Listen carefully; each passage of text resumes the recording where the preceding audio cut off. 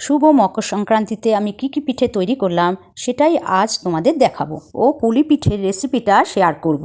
প্রথমে সুজি নিয়ে কড়াইতে হালকা ভেজে নিয়ে তার মধ্যে জল ও সামান্য নুন দিয়ে কিছুক্ষণ নাড়িয়ে তাতে চাল গুঁড়ো দিয়ে ভালো করে একটা কাই তৈরি করে রাখলাম। এরপর ঠান্ডা করে হাতে ঘি দিয়ে ঠেসে ঠেসে একটা ডো তৈরি করে নিলাম। ক্ষীর ও নারকেলের পুর তৈরি করে নিলাম। এরপর ছোট ছোট লেচি কেটে বাটির আকার তৈরি করে নিয়ে তাতে পুর ভরে মুখ আটকে দিয়ে পুলি পিঠের আকার তৈরি করে রাখলাম। এইভাবে সবগুলো তৈরি করে নিলাম। এরপর দুধ জাল দিয়ে তাতে সামান্য চিনি, পায়েস পাতা ও গুড় দিয়ে জাল দিয়ে দুধটাকে ঘন করে নিলাম। এবার পিঠেগুলো একে একে সব ছেড়ে দিলাম। কিছুক্ষণ ফুটিয়ে নিলেই তৈরি দুধ পুলি। বাকি পুলিগুলোকে আমি ভাপিয়ে নিয়ে ভাপা পুলি তৈরি করলাম। এছাড়াও আমি পাটিসাপটা ও ছাঁচের পিঠে তৈরি করেছি। বন্ধুরা, আপনারা এইভাবে একবার পুলি পিঠে তৈরি করে দেখবেন, এত নরম যে বাচ্চা থেকে বয়স্ক প্রত্যেকেরই পছন্দ হবে। আর আমাকে লাইক, শেয়ার, কমেন্ট সঙ্গে সাবস্ক্রাইব করবেন। ধন্যবাদ।